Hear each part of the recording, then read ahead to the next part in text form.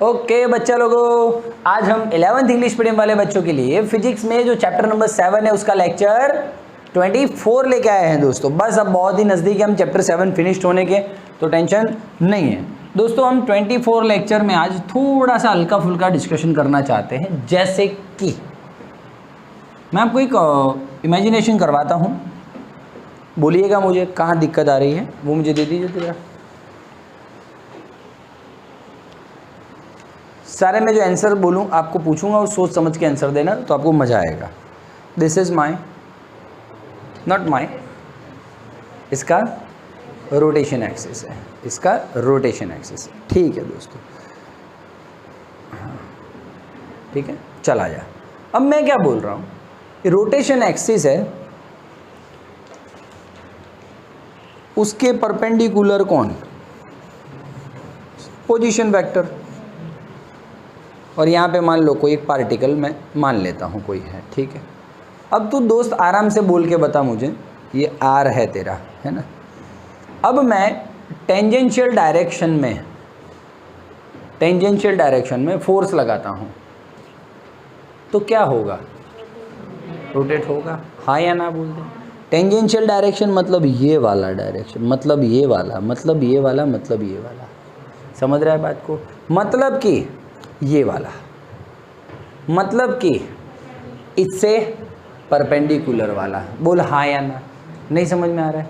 तो दोस्तों मैं यदि इस रोटेशन एक्सिस के परपेंडिकुलर कोई फोर्स लगाता हूँ तो it is responsible for torque, हाँ या ना बोल दे, ठीक है।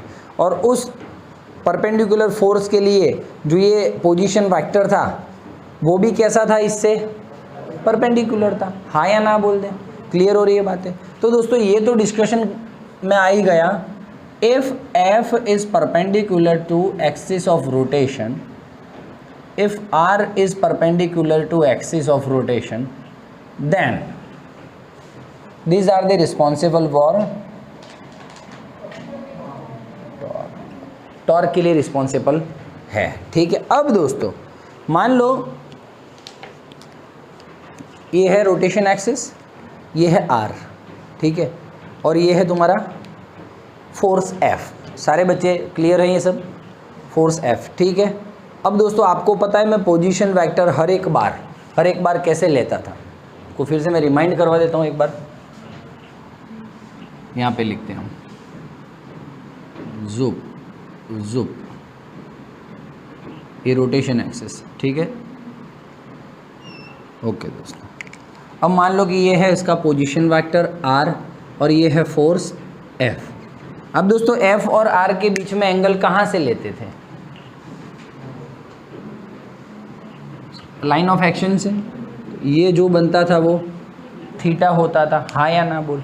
तो दोस्तों ये आर है आपका और ये एफ है, ठीक है, आर है और ये एफ है। जरा आर क्रॉस एफ कर, तो आर क्रॉस एफ, तो आर क्रॉस एफ का मतलब टॉर्क। तो टॉर्क कैसी डायरेक्शन में मिला तुम्हें, अपवर्ड। अपवर्ड मतलब कि रोटेशन एक्सिस के पैरेलल मिला, हाँ या ना बोल दे। तो दोस्तों ये मैं बोल सकता हूँ कि जो टॉर्क एक्सिस ऑफ रोटेशन के पैरेलल होती है वो टॉर्क हम कैलकुलेट करते हैं हमेशा। हम वो उसको अकाउंट में लेते हैं, उसको कैलकुलेशन में लेते हैं दोस्तों। बोलो क्लियर है, बातें क्लियर हो रही है। जो फोर्स परपेंडिकुलर है वही टॉर्क प्रोड्यूस करता है, और जो आर परपेंडिकुलर है वही टॉर्क प्रोड्यूस करता है, और उन दोनों से मिलके जो टॉर्क बनता है पैरेलल डायरेक्शन में वही क्या करता है, टॉर्क प्रोड्यूस करता है। बातें क्लियर हो रही हैं। अब दोस्तों दूसरा इमेजिनेशन करवाता हूँ। मान लो कुछ ऐसा हो, ये है। अब मैं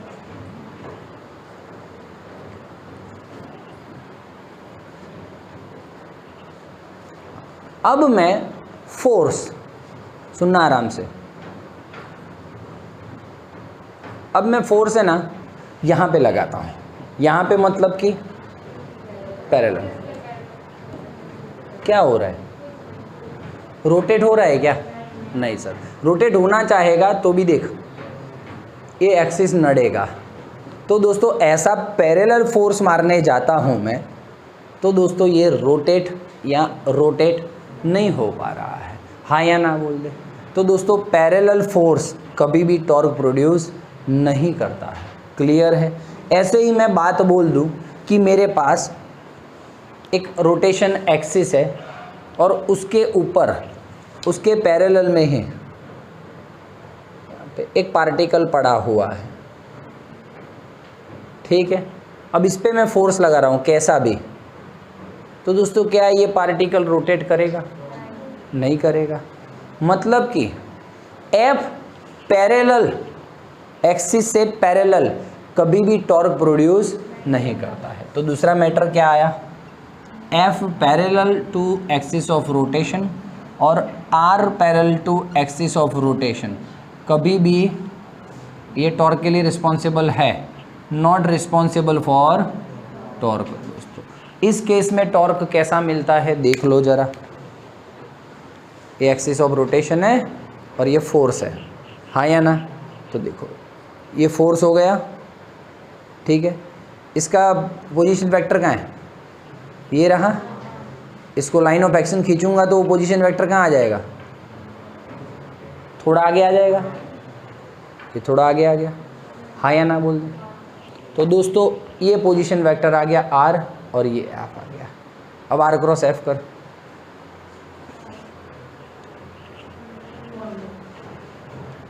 अंदर यहाँ इस तरफ लगाऊंगा तो बाहर आएगा, क्या फ़र्क पड़ेगा ना।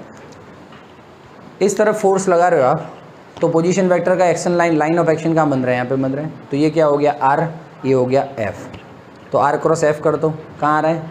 मेरी तरफ। ऐसे घुमाओगे ना आप, आर क्रॉस एफ मतलब ऐसे ना अंदर की तरफ। मान लो मैं इस तरफ फोर्स लगा रहा हूँ ऐसे, तो दोस्तों फोर्स ये रहा और ये क्या है? Position vector. उसका लाइन ऑफ एक्शन यहाँ पे आएगा। अब आर क्रॉस एफ करो तो आपकी तरफ आएगा, ठीक है। मतलब कि सर फोर्स पैरेलल हो तो टॉर्क वाह परपेंडिकुलर मिलवा एक्सिस ऑफ रोटेशन से। एक्सिस ऑफ रोटेशन ये है और दोनों केस में आपको देखो टॉर्क यहाँ पे मिलता है, या तो यहाँ पे मिलता है, या तो वहाँ पे मिलता है, हाँ या ना बोलते। कैसे मिलता है? परपेंडिकुलर।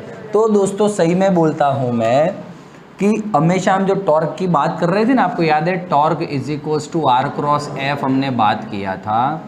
एक्चुअली में वो टॉर्क का फॉर्मूला है ना दोस्तों, आपको ऐसे लिखना चाहिए, दिस इज टोटल टॉर्क। और टोटल टॉर्क में दो टॉर्क होते हैं, हमेशा याद रखना। Torque total is equals to torque parallel plus torque perpendicular. दोस्तों ये बातें आपको समझ में आनी चाहिए लाइफ में। पर हमेशा torque perpendicular is not responsible, that is why it becomes 0. It is not responsible for the torque or rotation, that is why it becomes 0. तो हम हमेशा जो टाउ लेते हैं, टॉर्क लेते हैं दोस्तों, पैरेलल लेते हैं। पैरेलल मतलब हम कौन से एक्सिस के बात करते हैं? हम z एक्सिस के बारे में। तो इसलिए हम खाली एक ही टॉर्क कैलकुलेट करते हैं, वो कौन सा? टॉर्क z, मतलब parallel to the axis. Perpendicular वाला हम कभी लेते ही नहीं है, क्यों? ऑलरेडी वो क्या है? 0। ये आपको समझाना था मुझे कि आपको पता चले कि टॉर्क एक ही नहीं होता है, दो होते हैं।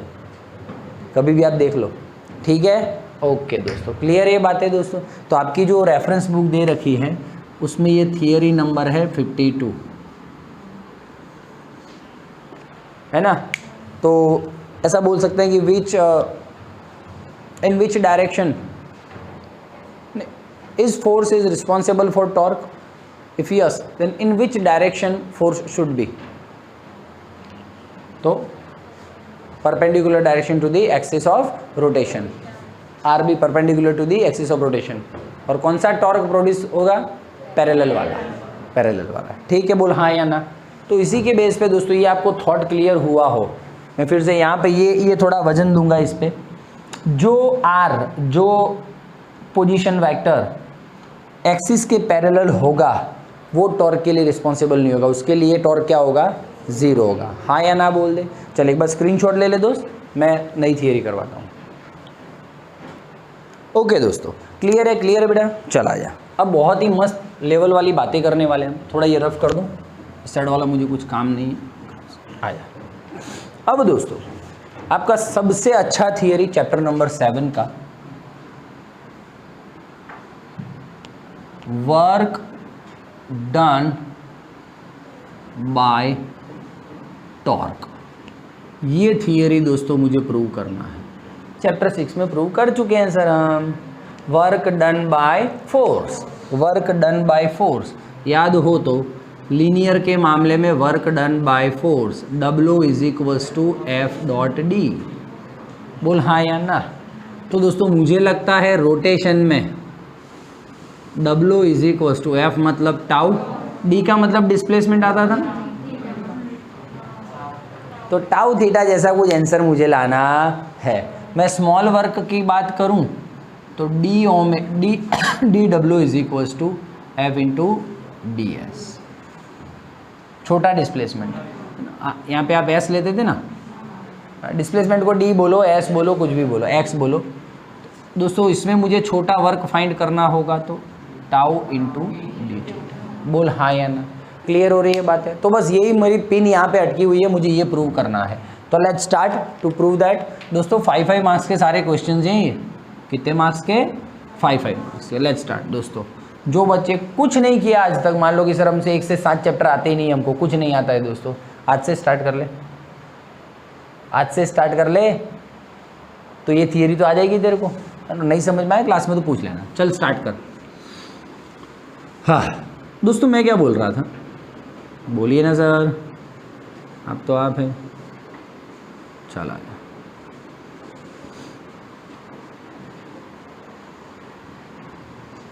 ठीक है दोस्तों, एक पार्टिकल है, सॉरी यहाँ पे लेता हूँ, जो घूम रहा है, बस वही सर उसका तामझाम। ठीक है, मैं इस बार रेडियस को सेंटर को C लूँगा और पार्टिकल को P1 नाम दूंगा, और दोस्तों इसका जो डिस्टेंस है उसको R1 लूँगा। मुझे बुक में R1 लेने को बोला है, R परपेंडिकुलर लेते थे हमारे बार, इस बार क्या बोला है? R1। ठीक है दोस्तों, ये दोस्तों P1 जो घूमता है, मतलब P1 यहाँ पे बैठा है, उस पर मैं यदि फोर्स लगाता हूँ कुछ ऐसा,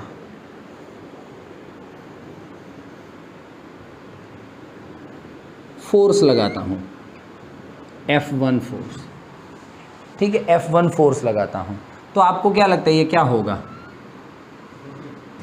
घूमेगा कि नहीं घूमेगा?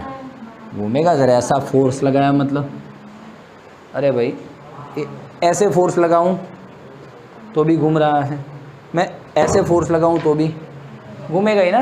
ओके दोस्तों, तो मैंने कुछ एंगल पे फोर्स लगाया है। ठीक है, ये फोर्स लगाने से क्या हुआ दोस्तों?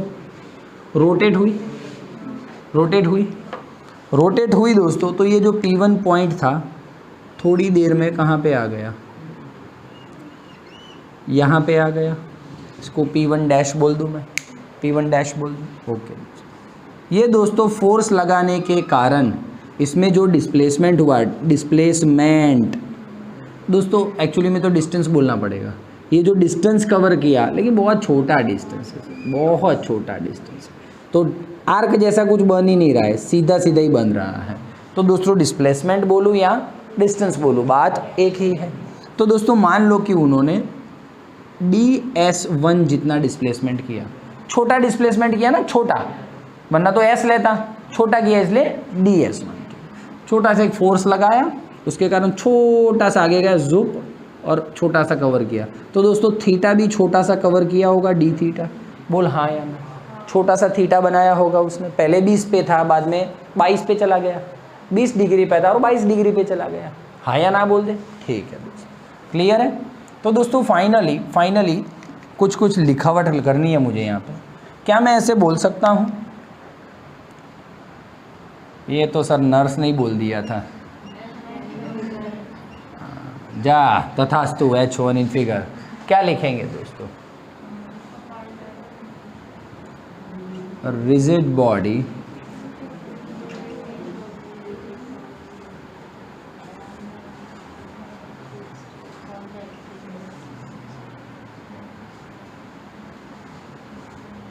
ठीक है, ये अपना फिक्स बचपन से डायलॉग है। ओके दोस्तों, चलिए दोस्तों ऐसा बोल सकता हूँ, अब consider a point P1 of this rigid body. Okay, when we apply a force F1 on this P1, then what happen? P1 travel some displacement या distance, बोल हाँ या ना, which is called ds1 and it make angular theta, angular displacement d theta. Clear है? Okay तो बस लिख दोगे आप, थैंक यू वेरी मच। हाँ रे टाइम बिगड़ता है फालतू, ये तो लिख ही पाओगे ना, ठीक है। अब नई बात करता हूँ, सीधी बात, नो बकवास, क्लियर है? Sprite CP1 is equal to R1, बोल लिखो CP1 is equal to R1। थोड़ा अटपटा लगेगा R1 क्योंकि हमने R परपेंडिकुलर अब तक लिया है, लेकिन R1 लेना पड़ेगा इस थियरी के लिए। दोस्तों यहाँ पे मैं क्या ऐसा आपको बोल सकता हूँ क्या, ये छोटा सा आर्क है, arc is equal to angle into radius, अब तो वही radius into angle, ds1 is equal to R1 into D theta one, theta ले लिया, थीटा वन बोल डन है, हाँ या ना बोल। ओके दोस्तों, ये जो फोर्स लगा उसके कारण टॉर्क प्रोड्यूस हुआ, तो दोस्तों फोर्स, ये फोर्स के कारण वर्क कितना होगा, work done by force F1, चलिए बताइए। तो दोस्तों small work into force into small displacement, small work is equals to force into small displacement. ओहो sir congratulation, F1 ds1 cos theta, theta तो ले ही नहीं सकते सर हम, मतलब थीटा कहाँ ले, F1 और ds के बीच का थीटा लेना है, तो ये रहा F1 और ds किस तरफ होगा, बोल हाँ या ना, इसी तरफ होगा, ऐसे ही तो जा रहे हैं टेंजेंशियल डायरेक्शन में, है कि नहीं। तो दोस्तों ये क्या हो गया, थीटा। मैं थीटा नहीं लूँगा क्योंकि ऑलरेडी ये थीटा ले चुका हूँ, तो इसको मैं कंसिडर करूँगा φ1, बोल हाँ या ना, क्लियर हो रही है बातें, φ1 डन है। ओके तो क्या लिखेंगे हम, φ1 डन है। और कुछ आगे आप कर सकते हो, इसमें करना है आपको तो ds1 को लिख सकते हो, cos φ1 को क्या ऐसा आप लिख सकते हो, हाँ सर बराबर है, कोई इशू नहीं। ओके सर, खतरनाक ना। ओके दोस्तों थोड़ा एक रिदम सेट करना था, प्लीज़ ध्यान से सुनिएगा। ये जो R1 है पोजीशन वेक्टर, उसको आगे बढ़ाऊँ लाइन ऑफ एक्शन, तो ये R1 और F1 के बीच में कुछ डिस्टेंस एंगल होगा, उसको α1 बोल देते, बोल हाँ या ना, ठीक है। अब तो दिमाग दौड़ाना आराम से, ये है जो कौन सी डायरेक्शन में, टेंजेंशियल, और ये क्या है, रेडियस, 10वीं पढ़े हो, टेंजेंट और रेडियस के बीच में कितना एंगल होता है, 90 डिग्री। तो ये रेडियस और ये टेंजेंट, ये टोटल एंगल कितना होगा, 90 होगा, हाँ या ना बोल दे। क्या थोड़ा इस तरफ ऐसा करूँ, तो डायग्राम समझ रहे हैं ना, तो टेंजेंशियल डायरेक्शन में है और वो रेडियस, ये रेडियस और ये टेंजेंशियल, तो क्या हुआ 90। तो एंगल बिटवीन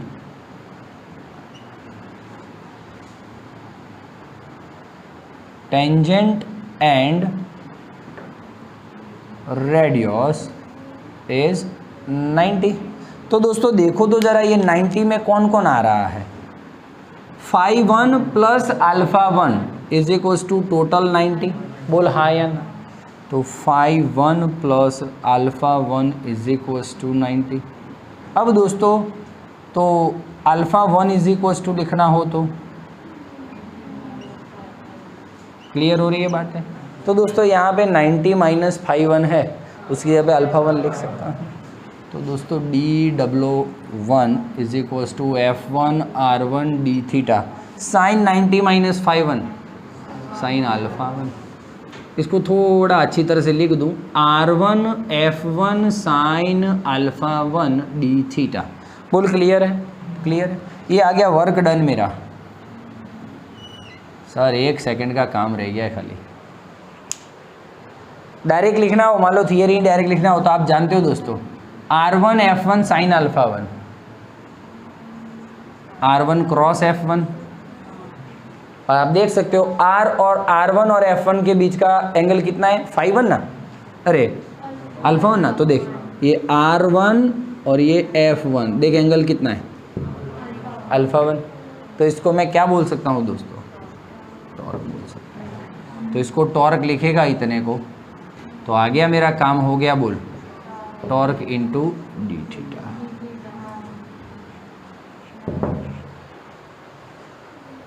क्लियर है। लेकिन दोस्तों थियरी है 5 मार्क्स का, तो यहाँ पे इतना सस्ता नहीं करेंगे वो, तो उसको प्रूव करना पड़ेगा कि कैसे R1 F1 sine alpha 1 is equal to tau prove करते हैं। तो दोस्तों 2 सेकंड का काम है प्रूव करना। क्या आप इसमें इमेजिनेशन कर पाओगे मेरे साथ साथ?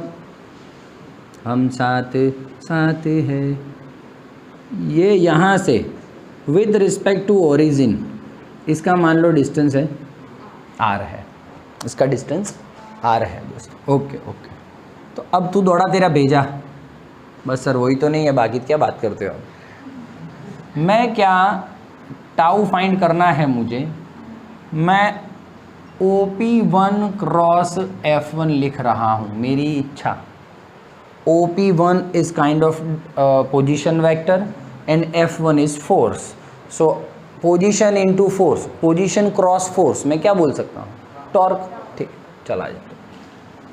OP1 को दोस्तों आप जानते हो by using chapter number 4, OP1 को क्या लिख सकते हो, OC plus CP1,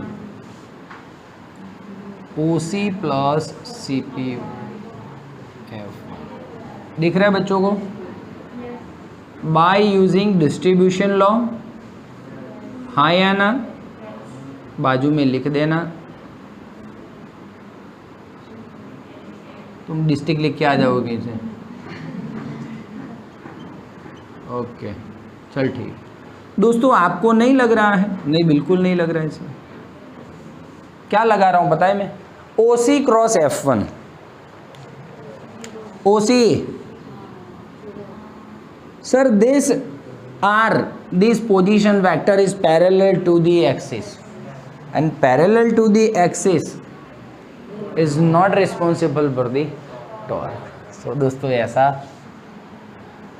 OC is parallel to the axis of rotation, so OC cross F1 is equals to 0। बोल हाँ या ना, क्लियर हो रही है बात है। तो अब दोस्तों टॉर्क में क्या बचा, क्रॉस F1, CP1 मतलब R1 F1 साइन, क्योंकि R1 और F1 के बीच में एंगल कौन है, अल्फा 1 है। तो दोस्तों finally that is why it is alpha 1। तो अब आ जा दोस्तों, इसको इक्वेशन नंबर 1 नाम दे दे। दिख रहा है बच्चों को, दिख रहा है? थोड़ा ऐसे करो, ये ऐसे ले जाओ, देखो दिख रहा है यहाँ पे, चालू है लेक्चर, चालू है। ओके ओके चलो आ जाओ। अब दोस्तों keep this value in equation 1, D1 is equal, दोस्तों ये क्या हो गया, टाउ 1 इंटू डी थीटा। दोस्तों बोलो मैं कहाँ रॉन्ग हूँ? क्लियर हो रही है बात है दोस्तों, एकदम इजी वे में हम गए हैं, ठीक है। अच्छा अब मैं ये बोलता हूँ, मान लो कि थोड़ा वर्क बड़ा हो, डी थीटा, क्लियर है? ओके दोस्तों, ये तो लिया ऐसे ही, इसको टी से मैं डिवाइड कर देता हूँ, या तो डिफ्रेंशिएट कर दो, टी से डिवाइड कर दो, ऐसा हो सकता है, हो सकता है, क्लियर है बातें? हाँ। तो वर्क बाय टाइम पावर है ना, tau 1 D theta by D T omega. दोस्तों क्लियर है? अब मैं आपको थोड़ा सा एक सॉल्यूशन दूंगा यहाँ पे। एक्चुअली में देखो टाउ 1 का मीनिंग क्या मालूम है दोस्तों, टाउ 1 का मीनिंग क्या है यहाँ पे? एक्चुअली में टाउ क्या बोल रहा है, पूरे सिस्टम का टाउ है, हाँ या ना बोल। तो एग्जाम मतलब बुक में लास्ट तक टाउ 1 दिया है और फिर यहाँ पे आगे टाउ कर दिया है और फिर लिखा है उन्होंने ऐसे, देखना ध्यान से। So finally W1 is equals to tau of system means ऐसा, ठीक है ना। तो ये टाउ 1 नहीं, ये क्या है, टाउ है। टाउ सिस्टम का ही हुआ ना, कैसे सिस्टम का हुआ, यहाँ पे देखो पूरे सिस्टम का टॉर्क लिया था हमने। तो कैसे पूरे सिस्टम का टॉर्क लिया मैंने? परपेंडिकुलर टॉर्क भी लिया था और पैरेलल टॉर्क भी लिया था। मैंने तो दोनों टॉर्क लिए थे। तो पूरे सिस्टम का टॉर्क मतलब कि τ1 + τ2 + τ3। ठीक है। अब दोस्तों बोलो power is equals to tau omega. This is a formula of power in rotation, in rotational motion. इन दोस्तों लीनियर में बात करूं तो पावर क्या होएगा? P is equals to torque मतलब F, ओमेगा मतलब। How's that? ये है 5 नंबर का थियरी दोस्त। 5 मार्क्स ले लेने का, मजे करने का। कहाँ दिक्कत आ रही है? एक भी पॉइंट पे दिक्कत हो तो बता। ये है थियरी नंबर 53। बोलिए हाउस दैट? क्लियर है? तो दोस्तों मैं आशा करता हूँ कि आपको पता चला होगा। एक बार स्क्रीनशॉट ले लीजिए। चलिए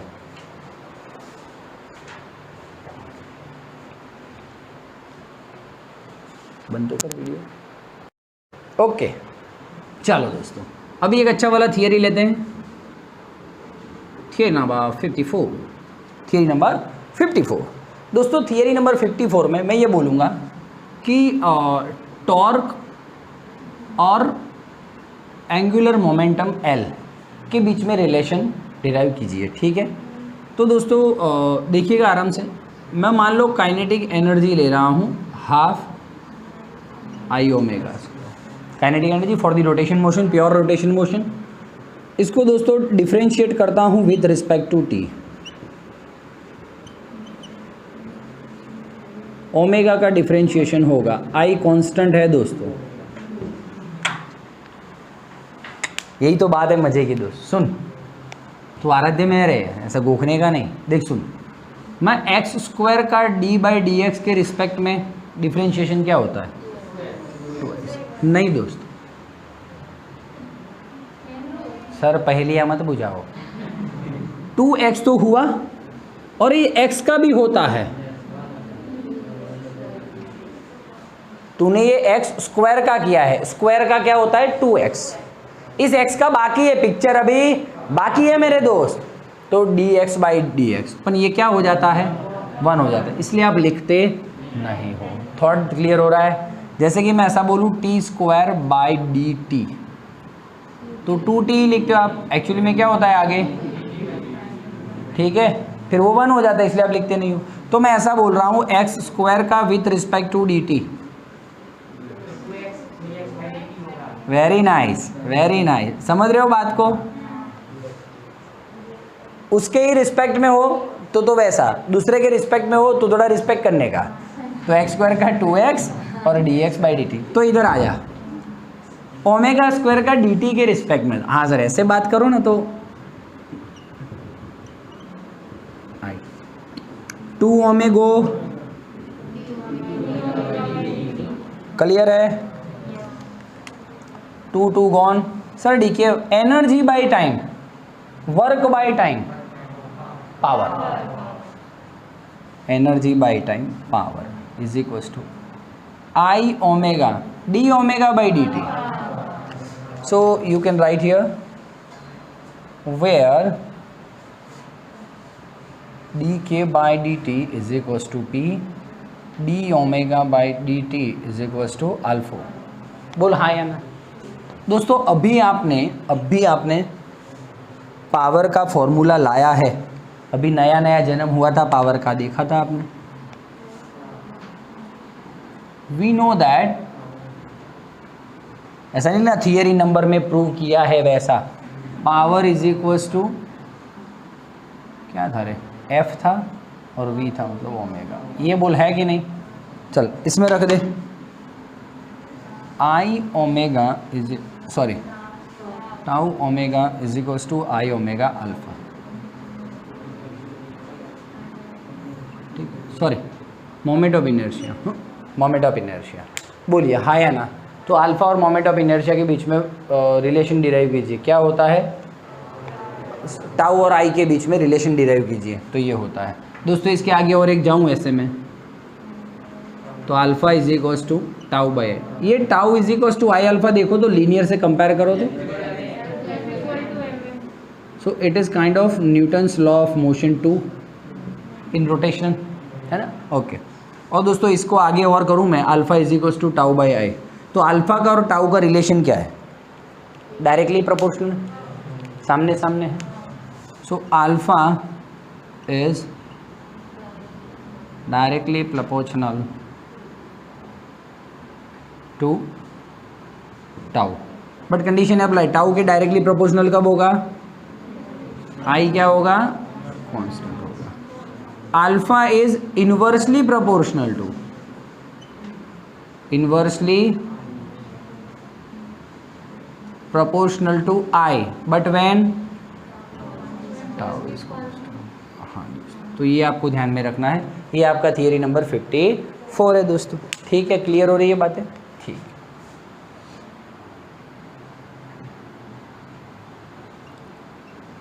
ओके, थियरी का नाम है थियरी 55 है, उसमें ये बोला हुआ है कि L का,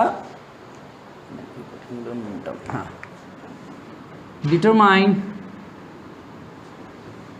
the formula of angular momentum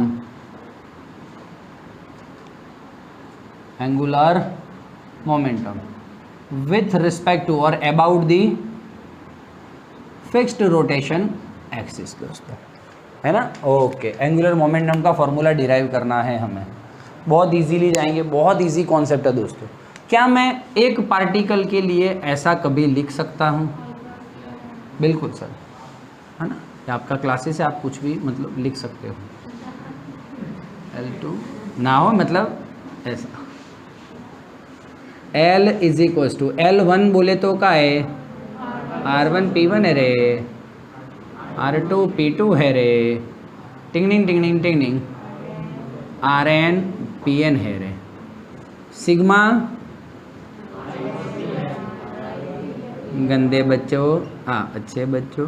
चलो दोस्तों, ऐसा हो सकता है का? क्या? हाँ लिखने तो दे। ऐसा बचपन से सर, वो अब नर्स वाली बात थी, वही उस टाइम बोल दिया था उन्होंने। क्या सर, छोटे थे तो पता नहीं चला। ओके, पता नहीं जी कौन सा नशा करता है, वो तो उसके पीछे पीछे गले पे जाना पड़े तो पता चले वो क्या खाता है ना। मैं कैसे बोल सकता हूँ यार। ठीक है, लेकिन एम आई दोस्तों, एम आई भी है, वी आई की जगह पे कुछ रख सकते हैं हम, डन है। ओमेगा तो सबका सेम होता है, आई नहीं रखेंगे, तो V I is equals to R I omega. ठीक है, नहीं रखो, बोलो हाँ या ना। अब दोस्त, और आप आगे कुछ कर सकते हो लाइफ में, बहुत कुछ करना चाहते हैं sir. Are I am I R I square omega, sir cross product गायब विदाउट थीटा। हाँ सर, ये तो साला माइंड में आया ही नहीं। हाँ हाँ हाँ सर, करते गए थे। देखो दोस्तों, आर आई और पी आई, समझना बात को,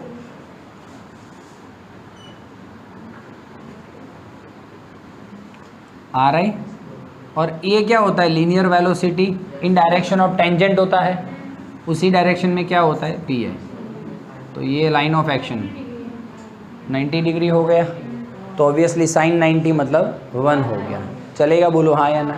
भाई आर आई यहीं से देख ले, आर आई पी आई है, R I P I sine 90, sine 90 मतलब 1। कैसे 90? तो आपको बताया, वेलोसिटी तो पार्टिकल का कौन सी डायरेक्शन में होता है? टेंजेंशियल, और ये आर आई क्या है? रेडियस, तो ऑब्वियसली 90। चल ठीक है। अब दोस्तों, क्या इसको ऐसा बोल सकते हो? प्लीज़ मना नहीं करना, प्लीज़ प्लीज़ प्लीज़। ये क्या है? वेरी नाइस भैया, कौन बोलियो? बोल, डन है डन है डन है, क्लियर है, बोल हाँ या ना। तो लिख सकते हैं where and there M I R I square is equals to I. बोल डन है। तो एल का फॉर्मूला आ गया दोस्तों, एल का वेक्टर फॉर्म में फॉर्मूला है। तो ये अब आपको मैं पता करना चाह रहा हूँ कि एल, ये आर आई में रेडियस ले रहा हूँ और पी आई ऐसा ले रहा हूँ, तो एल कौन सी डायरेक्शन में होगा?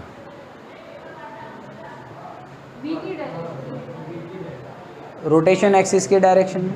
भाई आर आई ये है, पी आई ये है, R I cross P I क्या होता है, एल होता है। तो एल, तो मैंने अब तक जो बात किया है सर वो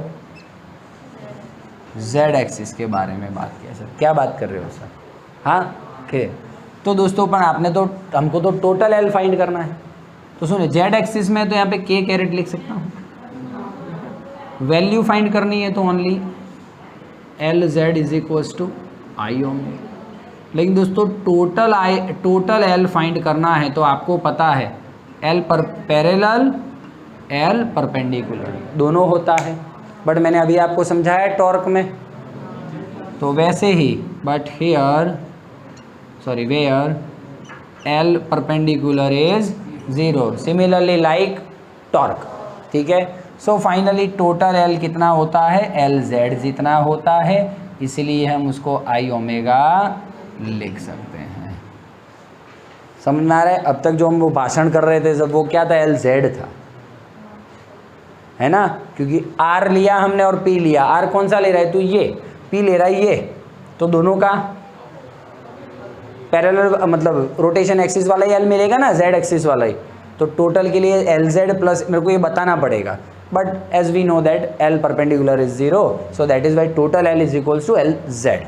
ठीक है दोस्तों, इसको वेक्टर फॉर्म में लिखना होता तो वेक्टर